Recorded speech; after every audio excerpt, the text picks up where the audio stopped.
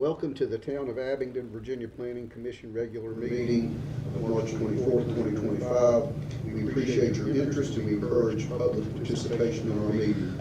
Your comments are important to our decision-making process. Please note that there will be two opportunities during the meeting for you to address the commission members. The first will come when I ask for public comment on items not on the agenda. The second will come if there's a public hearing once the chairman opens the public hearing. Anyone wishing to address the members of the commission may do so. Anyone addressing the commission should approach the podium, give your first and last name and your complete physical address. Comments must be limited to 3 minutes. Roll call. Mr. Ralston? Present. Mr. Johnson? Present. Mr. Thompson? Present. Mr. Pennington? Present. Mr. Sproles? Present. Mr. Wilson? Present. And Mr. Wilson? Or Mr. Schuman? Present. All right, the next order of business is approving the minutes of the regular meeting, February 24, 2025. Are there any additions or corrections to the minutes? If not, is there a motion that the minutes be approved as submitted? Well, can I make one correction on the bottom of page 8? It's ask if the detention basin is misspelled. Oh, okay. All right. Are there any other additions or corrections? If not, is there a motion to approve the minutes as amended? So moved. Is there a second? Second. All right. If you would call the roll. Mr. Austin? Aye. Mr. Johnson? Abstain? Mr. Thompson? Aye. Mr. Pennington? Aye. Mr. Sproles? Aye. Mr. Wilson? Aye. And Mr. Schuman? Next order of business is public comments for items not on the agenda.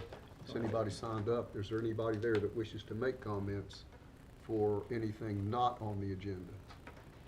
All right.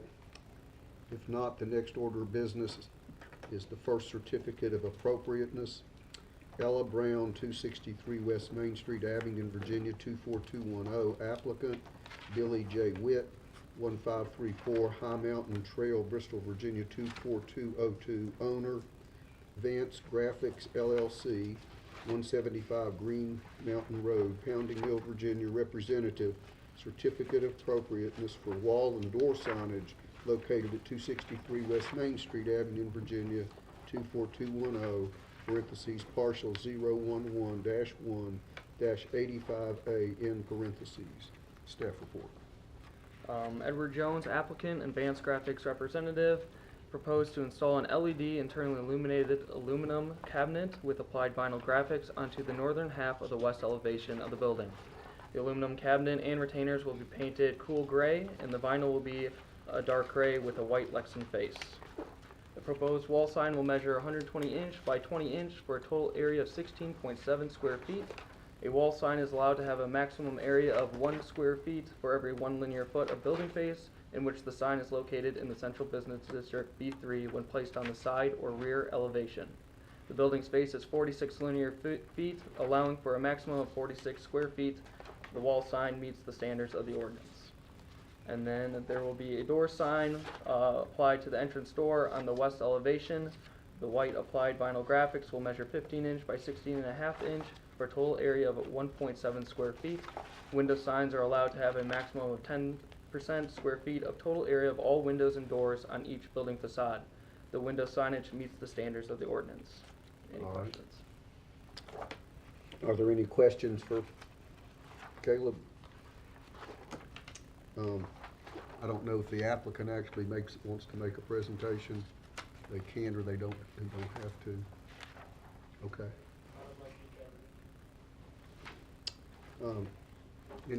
Anybody from the public want to make a comment on this particular application? Discussion, questions? If not, is there a motion? I'd move that we approve the certificate of appropriateness as presented. All right, is there a second? Second. Okay. Any additional discussion? If not, if you would call the roll. Mr. Austin? Aye. Mr. Johnson? Aye. Mr. Thompson? Aye. Mr. Pennington? Aye. Mr. Sproles? Aye. Mr. Wilson? Aye. And Mr. Sherman? Next order of business, certificate of appropriateness, Alicia Maris, 216 Fulkerson Street, Abingdon, Virginia, 24210. Applicant Bob Hoxton, 35031 Glade Center Drive, Glade Springs, Virginia, 24340. Owner, certificate of appropriateness for freestanding and window signage located at 401 West Main Street, Abingdon, Virginia, 24210, parentheses, parcel 019-1-4, in parentheses. So Bob Hoxton, owner, and Alicia Maris, applicant, have requested approval of a certificate of appropriateness to reface the existing freestanding sign and apply signs to the windows. A little background, Feel Good Berries Bowls Cafe will be moving into the building. Previous businesses located at 401 West Main Street were Chicken Little Family Restaurant and Anthony's Desserts.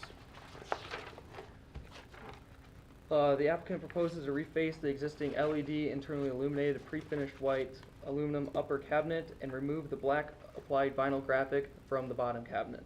Both existing cabinets are mounted onto a pre-finished white metal pole located near the town sidewalk on the north side of West Main Street. Both the upper and bottom existing cabinets measure 48 inch by 96 inch for a total combined area of 64 square feet. No alterations to the existing cabinet size are proposed. The previous businesses located at 401 West Main Street have used the existing freestanding sign structure as shown from the Google Street View. The proposed freestanding sign will have a white background with purple and green used for the lettering and logo. And then a freestanding sign is allowed to have a maximum area of 60 square feet and 15 feet in height in the Central Business District, B3. The freestanding sign would be considered non-conforming with no alteration to the size or location of the sign. The applicant requests approval for the maximum amount of window signage allowed by the zoning ordinance in the B3 district for the future use. Per the zoning ordinance, the maximum area for a window sign is 10% square feet of total area of all windows and doors on each building facade. Staff visited the site and we measured the windows and doors on the front and side elevations. They would be allowed 5 square feet on the south elevation windows and then 12.75 square feet in the east elevation windows and doors of the building. And then you can see on the screen or in your staff report, there are a few examples from the previous location there. That would exceed the 10% that was set in the zoning ordinance in 2023. So that all would not be allowed of what's on that building, but they are just requesting 5 square feet on the front, 12.75 on the side, and those are some of the examples that they might use of design or color. That wouldn't be the exact that they would use, but they're just requesting you just approve the square footage that they are allowed from the zoning ordinance. All right, does the applicant want to make a presentation? If not, are there questions for Mr. Conklin? Where was the previous location? It's next to Food Lion up Okay. on, I'm not too sure what the road was, but I can pull that up. It's right beside Tokyo. Gotcha. Yes.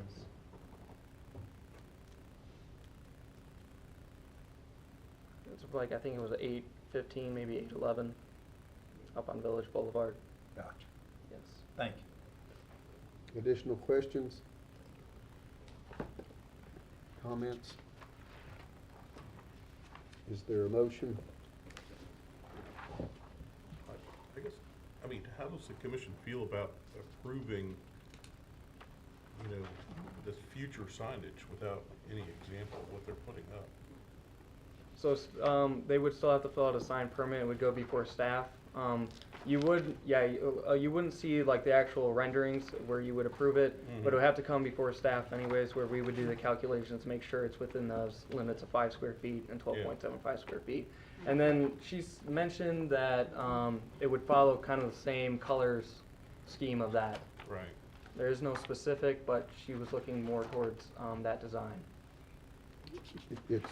What we could do again is to approve that contingent upon staff approval. If that's what the commission wanted to do.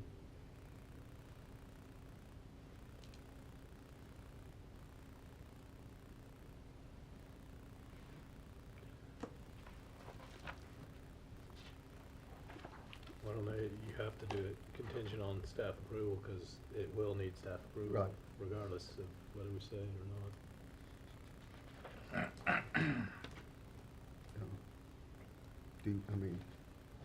What does the commission want to do?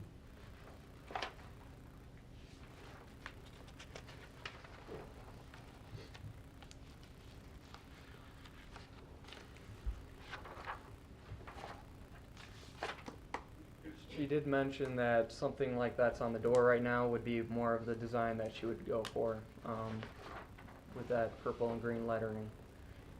I'm not too sure about, because you're only limited to 5 square feet on the front, so she most likely will not have those white boxes with, you know, the food within it, because that would take up most of her square footage.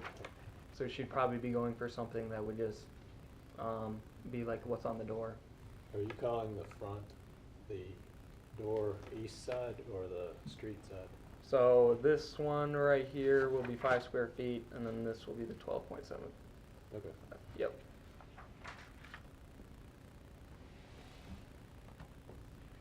And she's only asking for what's technically allowed within just the zoning ordinance. If you would like to see the design come before you, you can always request that too. Well, like, has already been mentioned, it has to come before staff anyway for a sign permit. Mm-hmm. Yes. So realistically, the only thing we're considering is, does it meet the square footage requirements? You know, refresh my memory relative to the non-conforming though. On the It's just, freestanding? it's slightly over. Yes. But I know in the past, we have, whenever there are no modifications to the existing sign structure, Mm-hmm. we've allowed those. Yes, that is correct. Yep. Okay. If it's just refacing, you have approved them in the past. And this one has been used for 2 different businesses in the past as well.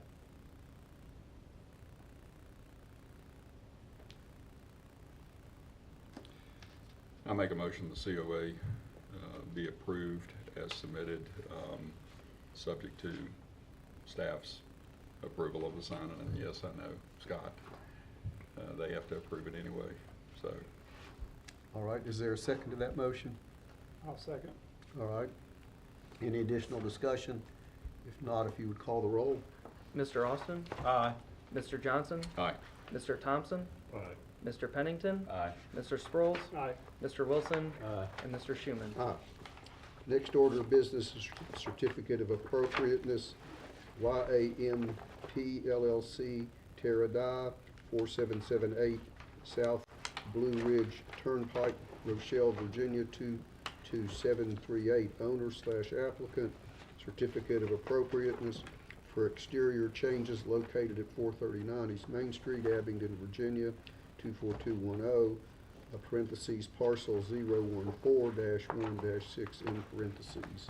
Staff report. So the current business there is 343 Designs. Terra Dye, owner and applicant, proposes to paint the exterior of the wood frame building and replace the existing brown asphalt shingles cladding with black asphalt shingles. And then in your staff report, you have 3 colors presented below. The applicant did, once we got this out to you, the applicant did change the colors. So the ones that you see on the screen above are actually going to be the ones. So the wooden clapboards will be Sherman-Williams Dovetail. The trim will be Sherman-Williams Gauntlet Gray. And then the iron ore will stay the same for the windowsills and wooden door. The staff report colors kind of didn't print out very well, so those are the more accurate colors that you see on the screen. Does the applicant wish to make a comment? Okay. Are there any questions for Mr. Conklin?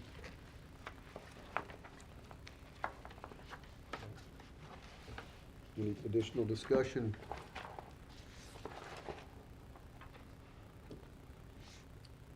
Is there a motion? I'll make a motion to approve the COA as presented. All right, is there a second? I'll second. Okay. Any additional discussion? If not, if you would call the roll. Mr. Austin? Aye. Mr. Johnson? Aye. Mr. Thompson? Aye. Mr. Pennington? Aye. Mr. Sproles? Aye. Mr. Wilson? Aye. And Mr. Schuman? Aye. All right, the next order of business Certificate of Appropriateness, Frank Segretti, 260 West Main Street, Abington, Virginia, 24210 applicant. Jason Rust, 17074 Lee Highway, Bristol, Virginia, 24202 representative. Certificate of Appropriateness for wall signage located at 260 West Main Street, Abington, Virginia, 24210, parentheses, parcel 011-1-86A, in parentheses. Frank Segretti, applicant, and Pro Signs and Crane representative have requested approval of a certificate of appropriateness to install a wall sign on the north elevation of the building. A little background, currently Briskin and Bourbon occupies the first floor with the business Gopher Hole occupying the second floor of the building. The applicant proposes to attach a flat rectangular wall aluminum sign to the existing metal cornice on the primary north elevation, painted to match the color of the existing metal cornice. The plastic dimensional letters will be mounted directly into the aluminum substrate. The proposed wall sign will be externally illuminated by the existing gooseneck lights running along the north elevation directly above the existing. The proposed wall sign will measure 265 inches by 22 inches for a total area of 40.60 square feet. Wall sign is allowed to have a maximum area of 2 square feet for every linear foot of building face in the central business district when placed on the primary elevation.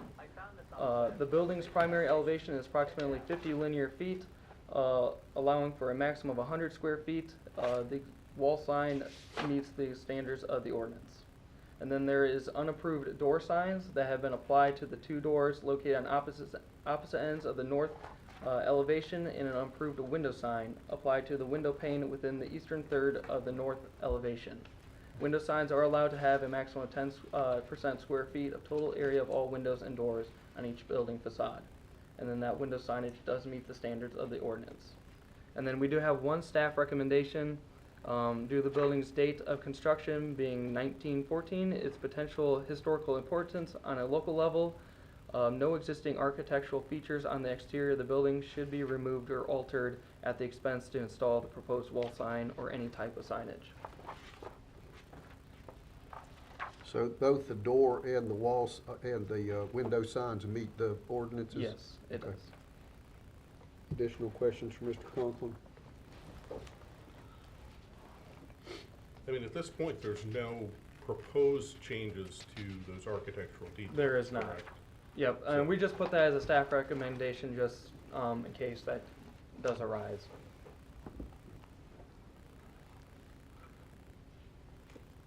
Does the applicant wish to make a presentation? Okay. Any additional discussion? Is there a motion?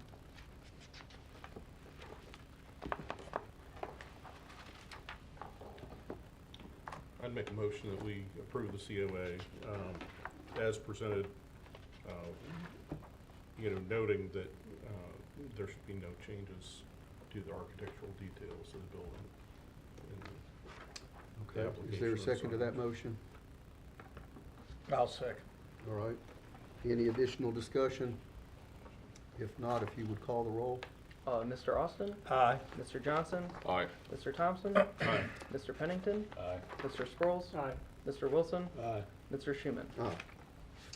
All right, the next order of business is a special use permit, and we're gonna have a public hearing. Actually, Marathon Realty Corp. we have one more COA. Oh. Yep. Talk about Oh, I got ahead of myself. All right, sorry. Certificate of Appropriateness, Takala LLC, 3750 Corporate Woods Drive, Vestavia Hills, Alabama, 35242, owner applicant, Pro Signs Inc., 173, Rouse Road, Summerton, Alabama, 35140, representative. Certificate of Appropriateness for freestanding wall signage and canopy signage located at 495 Cumming Street, Abington, Virginia, 24210, parcel 020-12-1 in parentheses. A little background, currently Taco Bell occupies the building. The existing signs on the building as seen today were approved at the October 22nd, 2012 Planning Commission regular meeting when the building was remodeled. The most recent exterior remodel was completed between the years of 2015 through 2018 as seen from Google Maps Street View, but no signage has changed since 2012. The applicant proposes to remove the existing wall and canopy signs on the north, east, and south elevations of the building and replace them with LED internally illuminated aluminum cabinets with applied vinyl graphics and curved LED internally illuminated aluminum canopy channel letters in the same approximate locations as the existing wall and canopy signs. Each wall logo will measure 13.5 square feet using a white logo with a purple background. Each channel letter set will measure 10 square feet using white lettering. The existing freestanding sign will be refaced with an LED internally illuminated aluminum frame with polycarbonate face with applied vinyl graphics. The sign will measure 25 feet in height and 99 square feet in area. The sign will have white lettering and logo with a top background color of purple and a bottom background color of black.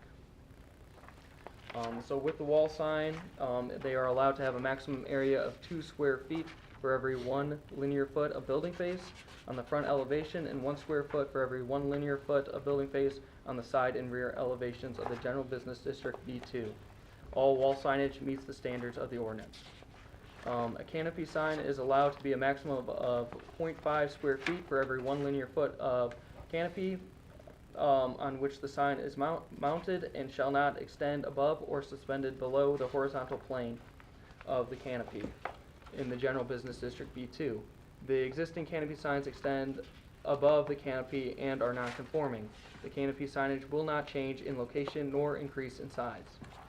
The freestanding sign is allowed to be a maximum area of 60 square feet and 15 feet in height in the General Business District B2. Although the existing freestanding sign is outside of the 660-foot buffer zone of I-81 that allows larger signage, the Planning Commission may make decisions based on the appropriateness of the location and size of the sign. The existing freestanding sign is larger in area and height and is non-conforming. The freestanding signage will not increase the height nor increase in size. And then lastly, the existing drive-through overhead clearance bar, post, and kiosk will be remodeled and updated as shown in the renderings. So for that freestanding sign, we've had discussion in the past. There's that 660-foot buffer. This is just outside of it, so I think the next business down from that is Wendy's, and they're within it. Taco Bell is out of it, and then you guys, when it was coming down to the Fiddler sign, you guys determined at that time that that was kind of met in that buffer. So it is a non-conforming sign. It's not changing in height or size. It's just a reface. And then you can also just base it on the appropriateness of that location of that freestanding sign. As well as that canopy sign, we don't allow it to extend over the canopy, but it is matching exactly the location. It actually is decreasing slightly the nonconformity of that canopy signage. Now, is the Wendy's sign is actually lower than the Taco Bell sign? Or is that just the way it looks from the photograph? Look from Google's Street View. So this is kind of where it cuts off. Right here is that 660-foot buffer, right where Wendy's is. So it's very close.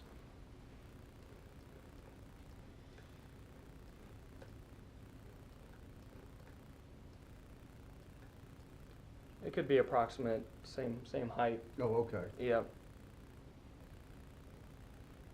Additional questions for Mr. Conklin?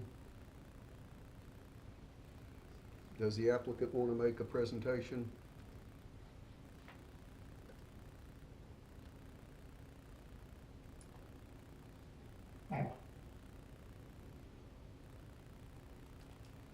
Additional discussion? What is the pleasure of the commission?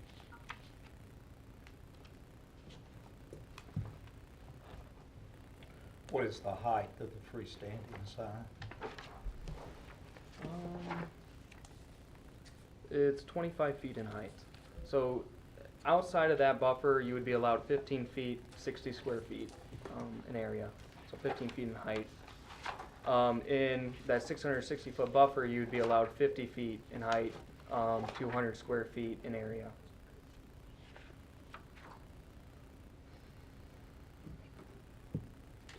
I'm sorry, the last thing is it non-conforming even if it were within the buffer? If it was in the buffer, it would be Yeah. conforming. Yeah. It's just non-conforming because it's just outside of that buffer. That's the tallest 25-foot sign I've ever seen.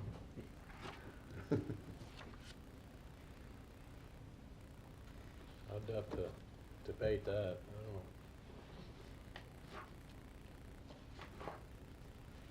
But within the buffer, what's the height? 50 feet. Okay.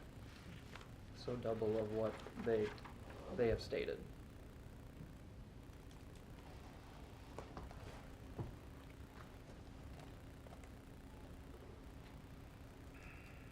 Yeah, that does look awful tall. I mean, a parking space is 20 feet long, right? So if you go like this, you're talking, that's 50 or so feet in height.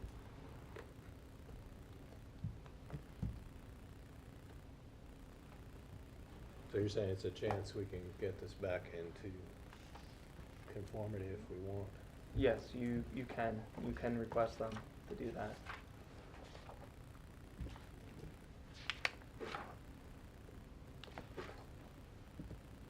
I guess the question would be conformity as in using the buffer, extended buffer as applied, or conformity as in outside of the buffer? It's outside the buffer, it's, well, it needs to conform to outside the buffer. And then this was the previous one that you guys approved outside of the buffer, was the Fiddlers. And that was the 200 square feet, and this was at max height.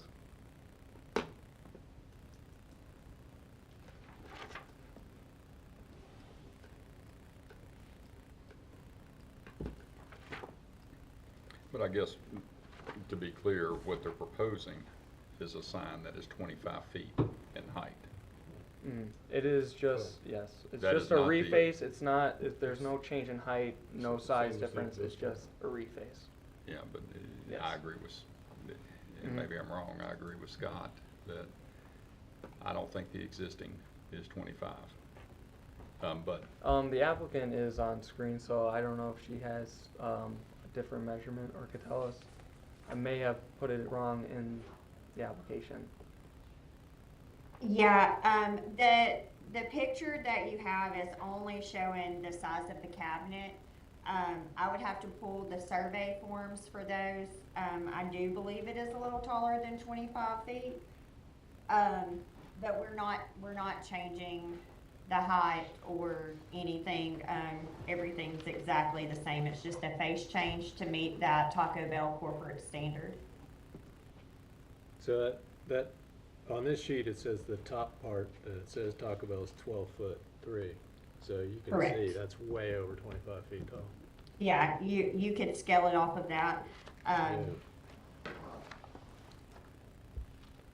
But it has nothing to do with the height or the structure. It's only a face change.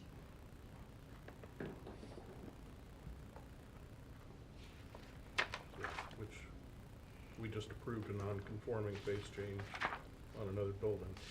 So, Yes, on Fiddlers.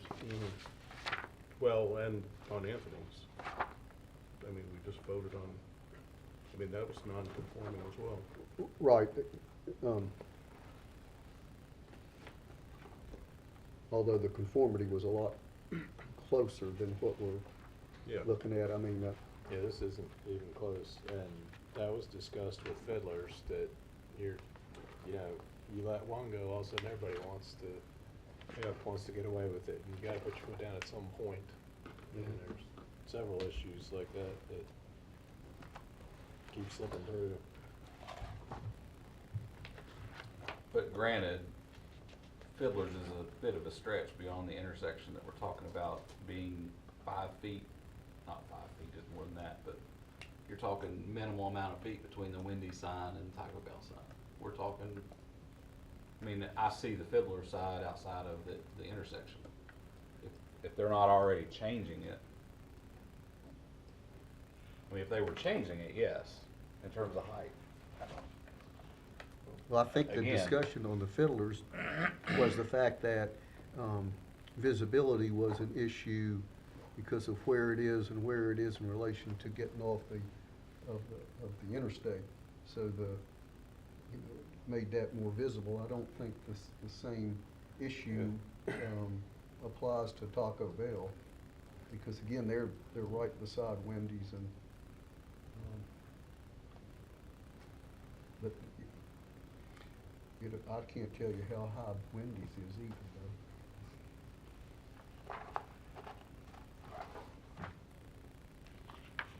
If this was within the buffer, 50 feet is allowed? Yes. Is that? Yep. See, I think that's the discussion that maybe we ought to have at Correct. some point versus, in that there are no changes to the sign other than an update to the face. I'm not sure I'm that opposed to it. But I certainly understand and appreciate Scott's point in that here are the rules. Maybe we need to re-examine the rules, you know, at some point. Given the intersection here, just outside of the existing buffer, assuming that does not exceed 50 feet. And do we know that, Caleb?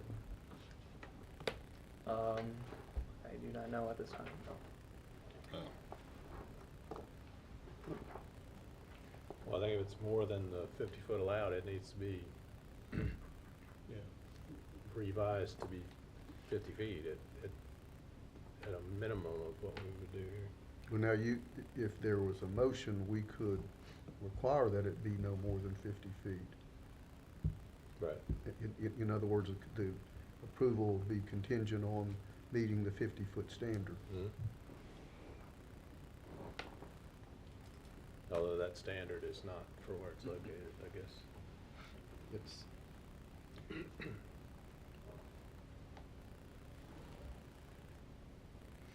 No, but I think in that it is non-conforming, we have the discretion to impose that. Mhm.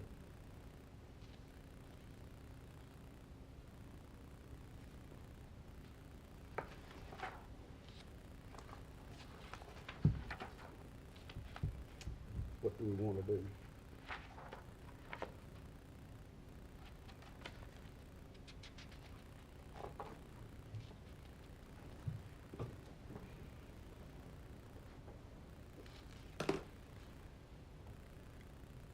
I'll make a motion, but I don't think anyone's gonna like it, We'll find out when we vote. But I would move that we approve this with the exception that that sign would have to be at the 50-foot height that's required for the adjacent zone, I guess, the very adjacent zone. Within the 660 buffer. Yeah, Yeah. no more than 50 feet. Yeah, Lower's fine. Yeah. yeah. Is there a second to that motion? I'll second All right. You would call the roll? Mr. Austin? it. Aye. Mr. Johnson? Aye. Mr. Thompson? Aye. Mr. Pennington? Aye. Mr. Sproles? Mr. Wilson? Aye. And Mr. Schuman? Aye. Okay, now the next order of business is a special use permit. Marathon Realty Corp. 1 Food City Circle, Abingdon, Virginia 24210. Owner applicant Highlands Engineering, 4132 Bristol Highway, number 2, Johnson City, Tennessee, 37601. Representative special use permit for grading in the flood zone, A zone, located in the general business district, B2, located at parcels 104-2-15, 104A-3-2, and 104A-3-3. Staff report. Marathon Realty Corp., owner and applicant, and Highlands Engineering representative have requested approval of a special use permit for grading in the flood zone A zone. Just a little bit of background, demolition permit was approved in November 2023, and the two buildings located on parcel 104-2-5 were removed. The applicant is proposing to grade parcels 104A-3-3, 104-2-15, 104A-3-2, and 104A-3-1 for future use. And then the first three of those parcels I listed are located within an approximate flood zone A zone, with no detailed calculations or modeling being previously performed by FEMA. Per the memo by the town senior engineering technician and floodplain administrator, after reviewing the floodplain analysis entitled Intersection of Porterfield Highway and Russell Road, Abingdon, Virginia 24210, owner and developer does not wish to obtain a letter of map amendment before construction. An approved SUP would therefore be required as FEMA mapping indicates a special flood hazard area. The methods used in the analysis are acceptable for determinations on the 100-year flood event. Existing site conditions of the underground stormwater infrastructure were not considered in the original FEMA mapping process. These calculations show the 100-year flood event is contained in the existing underground infrastructure, and any work performed on the surface or underground would therefore not be in the floodplain. He recommends approval of the special use permit as it relates to the development in the floodplain. And then our special use permit findings. There were no specific uses that have been proposed at this time. Thus, the request to grade the site for future use is in harmony with the purposes of improving within a flood zone. When additional specific development or improvement is proposed at a future date found with FEMA's flood zone A zone, a new special use permit will be required due to the lack of a LOMAR or letter of map amendment issued by FEMA. Based on the engineering study and analysis by the town senior engineering technician and floodplain administrator, the proposed improvement within the flood zone A zone will be contained within the underground infrastructure and have no adverse impact on the site or surrounding neighborhood. As previously stated, FEMA's study of the flood zone did not consider the underground infrastructure. And the study was performed by a licensed engineer and shows the proposed area to be affected within the A zone, and it will not be raised more than a foot. According to the flood study, the flood zone did not consider the underground infrastructure, showing the flood zone is contained within. All right, are there questions for Mr. Conklin? How do we know the existing flood study didn't consider the existing structure? I have the. I mean, is that a notation from FEMA, or? This is their flood study. If you want to pass that down, it's it's like 100 pages document, and it shows that. And then we also have our town engineer here too to speak on that as well. Hey, I'll field some of your questions. Hey, Gil. So just that zone, which is an approximate zone A, FEMA just uses like a topographic look at it. They actually don't do a study at all of it. So Exactly. it's just so based on that, they didn't consider it, and their flood analysis shows that because it's all contained within that 100-year storm, which that's approximately mapping. So Okay, and the drainage structures were installed whenever the falls was constructed, or? So actually couldn't find any records of when those were installed. So Now, those were tobacco warehouses at one time. No, I mean, we own, I'm sorry, Mr. Brown owns Banner Star, the old Banner Star. All right, right below at the Falls Plaza, whenever Dr. Coburn developed that, Yeah. it was my understanding that he actually updated the structures across the street to handle some of the drainage coming off of it. that could be. I know it right there at the entrance to the falls is where it pretty much starts going underground from behind the warehouse. But the flood study that was done was on the current, what it currently is. So it is contained within the current piping. The previous piping, whatever it was, I'm not sure. It's that all the way under Route 19 is what it is. It's So, pretty big culvert. and if you look at the drainage area, as far as Oh, it's huge drainage area going to it from the farm, yeah. From the farm, Mhm. all the way from Valley View Yes. is where the saddle is, all the way down. Yes. All right, any construction, anything of that nature, this piping handles what's there right now. Correct. Okay, any So, construction going Anything that would forward. happen on that farmland could change it, yep, and it would have to be in the stormwater calculations for it, for any development on that parcel We, or on these. anything happening, whether it was on this site or whether it was on the farmland or any of the surrounding Could change property. it, yep. Piping would have to Could contain change it. it. Piping would have to be taken into consideration. Yes. And as long as you didn't exceed historical norms on that, then no other improvements, Correct. would be mandated. Okay. Correct, and we do have the town does have a drainage easement on that piping, at least on this parcel. Just in researching this and plan review, we do have a drainage easement on it to repair, replace, any piping that's needed. Yeah, I mean, it was interesting because whenever these calculations were done, they said that during a, 25-year storm, 24-hour, that you may have 1.5 to 2 inches of water Mhm. running down and then running down And going the in. roadway. Yep, going in the next drain down. It could back up, but it's still contained in the piping other than what's allowed in the roadway. Because the floodplain just regulated the 100-year event, Mhm. not the 25-year event. So, Well, the report also says, it says a couple goofy things. It's like, well, if there is a certain amount of rainfall, well, the excess will just go into the low-lying areas along Porterfield Highway. Well, And then, see, that's that's- flooding. That's, So you was my can't just point. brush that off. And it says that several times in the report. Then also the letter of map revision, it says owner developer does not wish to obtain a letter of map revision. So walk me through why they don't have to do a Lomar.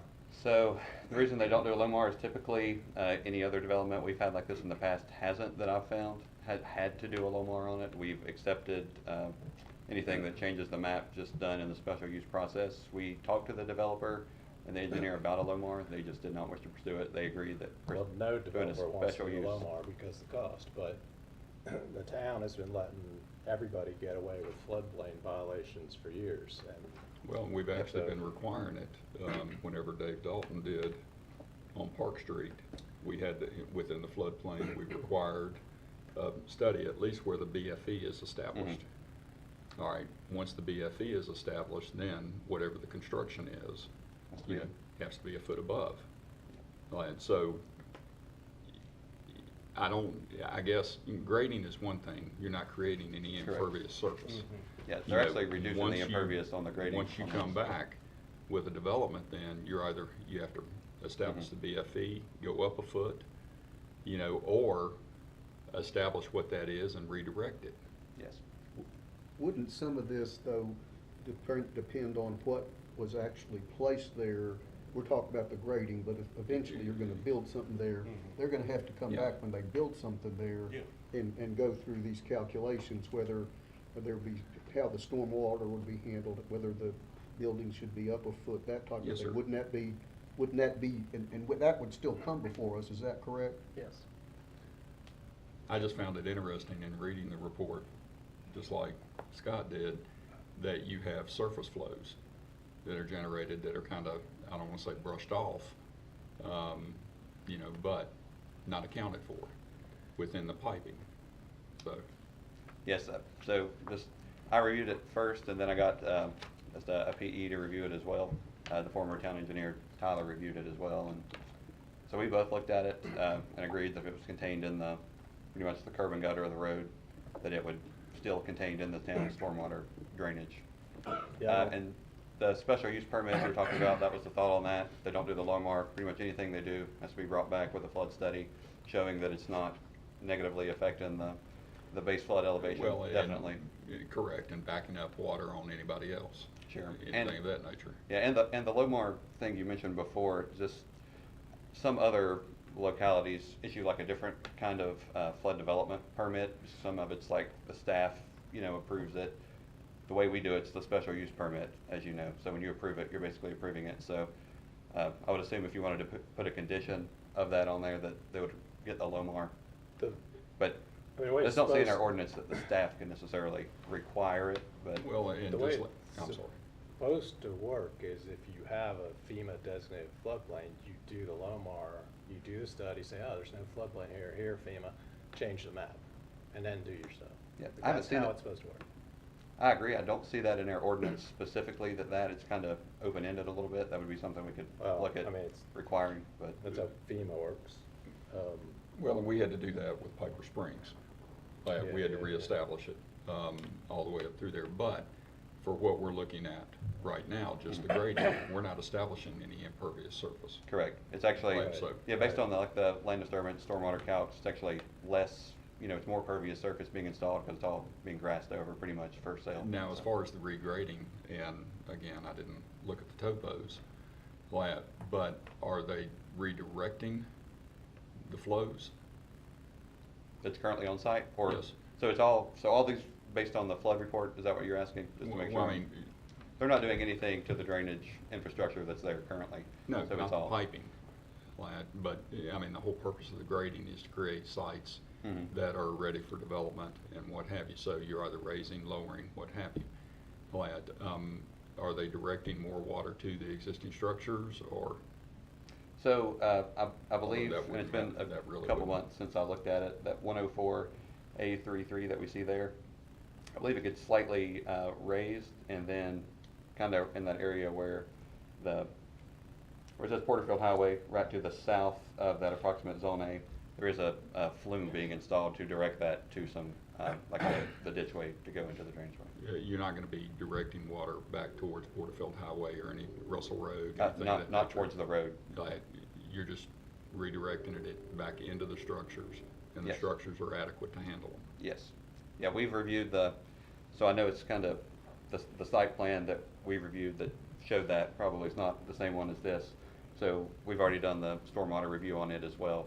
Okay. And it meets all the, off-site discharges and all that, water quality requirements. The water quantity for the stormwater is not really applicable yet because it's just being more pervious, not impervious. But you do have a great point that especially when the site's developed, there will be more runoff. It's gonna be directed at specific locations, Mhm. and being able to ensure that those locations can handle the increased flow. Yes. So, Yeah, and if they had to be upgraded, it would be the developer that had to upgrade it, Okay. not the town. And that would be based on what was actually developed there, is that Correct. correct? Yeah, because pretty much the grading would just be grass going back there and the concrete flume that's proposed. And the calculations show that it's less impervious, it's more pervious area being installed currently based on what they're asking right now for the special use. So.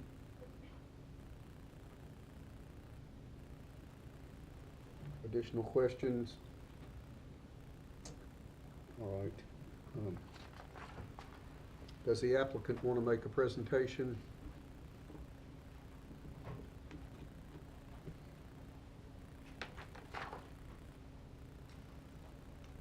Stephen Spangler, Marathon Realty Corporation representative, 38 Compton, Bristol, Tennessee. Just here to have any questions. I brought Tim Kirkendall, who oversees our engineering as well. If you have any specific questions that Hagan didn't answer. Obviously, this is the first step of a little bit of a speculative development, but the plans are to create some parcels for future development. Obviously, we know that as those are developed, they would have to come back to get appropriate approvals. Questions for Mr. Spangler? All right. Good. Thank you. Thank you. Now, this is a public hearing, so I'm going to declare the public hearing open and see if there's any public comment, anybody who wants to make a public comment. If not, I'll close the public hearing and go to additional discussion within the Planning Commission.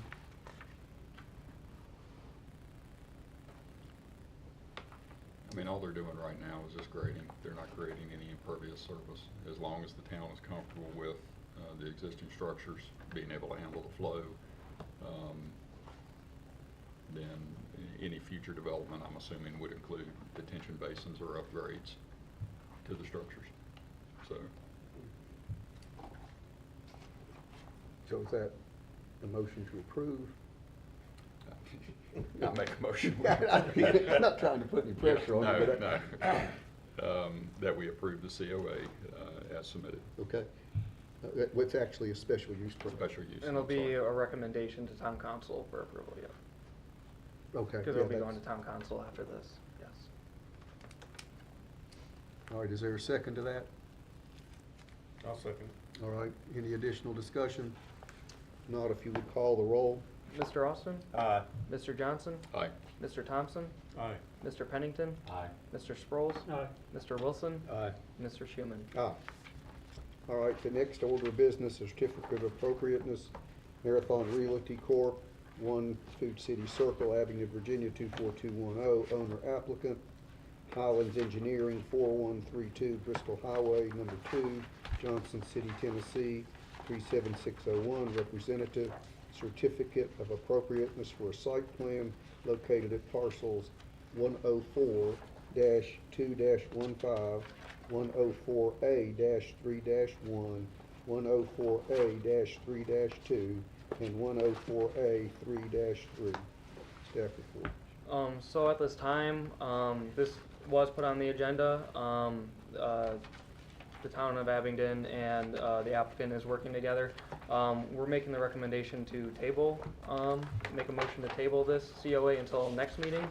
They're working through some of the things, so it's not fully developed yet for these plans. So if someone could make a motion just to table this for the next meeting for April 28th for that planning commission meeting. So moved. Second.